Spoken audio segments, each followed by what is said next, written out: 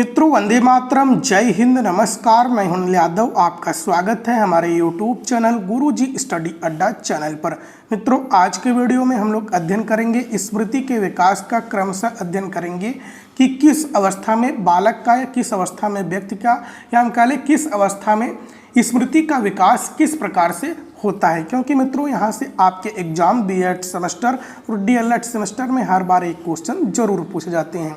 तो चलिए मित्रों, यदि हम बात करें स्मृति की परिभाषा क्या होती है, तो ध्यान दीजिए मित्रों, अतीत की घटनाओं का पुनः स्मरण करने की शक्ति स्मृति कहलाती है। यह हम कह लें भूतकाल की घटनाओं को अपने मस्तिष्क में पुनः स्मरण करना स्मृति कहलाती है। तो चलिए मित्रों, हम बात करते हैं स्मृति के विकास का क्रमशः अध्ययन। तो ध्यान दीजिए, मानसिक विकास का एक महत्वपूर्ण पक्ष स्मृति है। जन्म के समय बालक की स्मृति के मात्रा के बारे में निश्चित रूप से नहीं कहा जा सकता, परंतु परिपक्वता और अनुभवों की वृद्धि के साथ साथ उसकी स्मृति का भी विकास हो जाता है।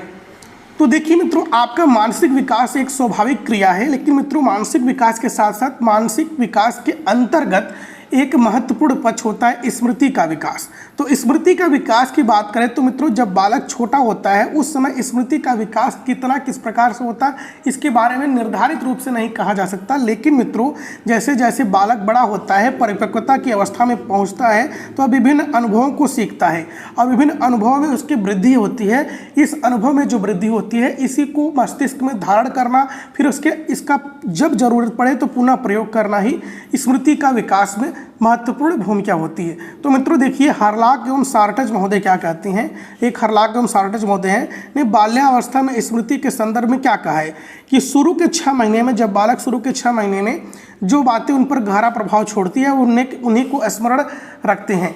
तो मित्रों देखिए, जो बालक शुरू के 6 महीने में जितना सीखता है वह बालक उस बातों को, उस चीज़ों को बहुत तेज़ी से, बहुत ज़्यादा अपने मस्तिष्क में स्मरण रखता है। परंतु मित्रों, साल के अंत तक उनमें वास्तविक स्मरण शक्ति विकास होने के लक्षण प्रकट होने लगते हैं। यानी कि जब साल बीतता है तो 1 साल होने के लगभग बालक में स्मरण शक्ति जो होती है वो धीरे धीरे तेज होने लगती है, ज़्यादा होने लगती है। पहले वर्ष में प्रत्यक्ष वस्तुओं के संपर्क में आने पर उनसे संबंधित बातों को याद रख सकते हैं। बोलना आ जाने के बाद प्रायः 2 वर्ष के पश्चात वे विचारक के रूप में कुछ स्मरण रखते हैं। तो देखिए मित्रों, हम बात करें जो बालक 1 वर्ष का होता है, वह जो बालक 1 वर्ष का होता है, जो प्रत्यक्ष वस्तुएं जो उसके सामने दिखाई देती हैं, जब वो उसके संपर्क में आता है तो वह उन बातों को याद रखता है, उन चीज़ों को याद रखता है, उन वस्तुओं को जो वह देखता है, सुनता है, इन सब को याद रखता है। फिर मित्रों, जब बालक 2 वर्ष का हो जाता है तो 2 वर्ष का बालक जो पुराने, जो अतीत में, जो भूतकाल में जो भी घटनाएं उसने देखी, सुनी, समझी, उसको वह काफ़ी हद तक उसको क्या करता है, अभिव्यक्त करना शुरू कर देता है। तो चलिए मित्रों, हम बात करते हैं प्रथम 2 वर्षों में परिस्थितियों की अपेक्षा व्यक्ति और वस्तुओं से संबंधित स्मरण शक्ति ही अधिक अच्छी पाई जाती है। तो देखिए मित्रों, बाल्यकाल से शुरू में 3 से लेकर 6 वर्ष तक के बच्चों की स्मरण शक्ति पर कुछ दिन पहले सुनी हुई कहानियों अथवा अपने पूर्व अनुभवों को सुनाने में समर्थ हो जाते हैं। तो देखिए मित्रों, जो बालक 3 साल से लेकर 6 साल का बालक होता है, जो बाल्यावस्था की शुरुआत में होती है, तो ऐसे जो बालक होते हैं वो जो पुरानी दादी नानी माँ की कहानियाँ जो भी सुनता है या जो भी चीज़ें वह पहले की कहानियों देखता है, यानी कि बड़े वाक्यों को वह आपको पुनः सुना सकता है। उसकी स्मरण शक्ति धीरे धीरे, उसका विकास इतना ज़्यादा हो चुका रहता है।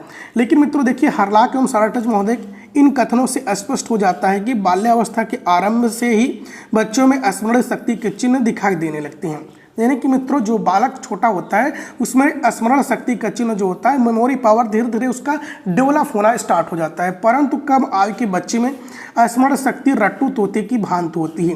वे किसी चीज़ को बिना सोचे समझे बार बार दोहराकर या रटकर याद करने का प्रयास करते हैं। तो देखिए मित्रों, जो शैशवावस्था का बालक होता है, जो शुरुआती बालक की स्टेज होता है, उसमें बालक कैसा होता है, उसमें बालक रट्टू तोता की तरह होता है। उसे जो सिखा दिया जाए उसे वह अपनी स्मरण शक्ति में धारण कर लेता है और मित्रों, लेकिन उस पर विचार नहीं कर पाता है, उसको अपने तर्क वितर्क नहीं कर पाता है।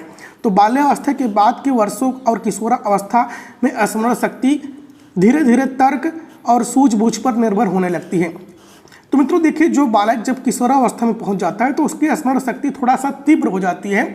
स्मरण शक्ति के सहारे वह धीरे धीरे तर्क वितर्क करने लगता है। वस्तुओं को सूझबूझ के द्वारा वह क्या करता है, स्मरण करता है। वह कल्पनाओं को, वह अमूर्त धारणाओं को अपने विचारों में स्मरण करता है। तो चलिए मित्रों, हम बात करते हैं कि वयस्कावस्था की बात करें या प्रौढ़ावस्था की।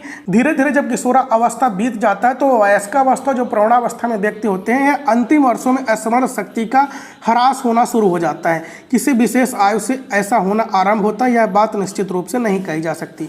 तो देखिए मित्रों, जो बालक वयस्कावस्था या प्रौढ़ावस्था के अंतिम स्टेज में पहुंचते हैं तो उसकी स्मरण शक्ति, मेमोरी पावर धीरे धीरे कम होना शुरू हो जाती है।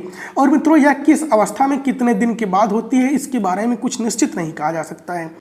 आयु और स्वास्थ्य के अतिरिक्त घटनाएं, परिस्थितियां और संवेगात्मक कारक भी स्मरण शक्ति को खो देने या उसमें कमी आ जाने के लिए जिम्मेदार माने जा सकते हैं। तो देखिए मित्रों, चाहे आपकी आयु हो या स्वास्थ्य संबंधी घटनाएं हो या मस्तिष्क पे कुछ ऐसी चोट लग जाए जिसके कारण क्या होता है, कभी कभी स्मृति शक्ति कम हो सकती है या पूरी तरह से जा भी सकती है। यह एक बाह्य कारक है स्मृति शक्ति के खोने का। तो मित्रों, स्मृति का विकास इस प्रकार से होता है। तो यदि वीडियो अच्छा लगा हो तो लाइक कीजिएगा, चैनल पर पहली बार आए हो तो सब्सक्राइब कीजिएगा। जय हिंद, जय भारत, वंदे मातरम।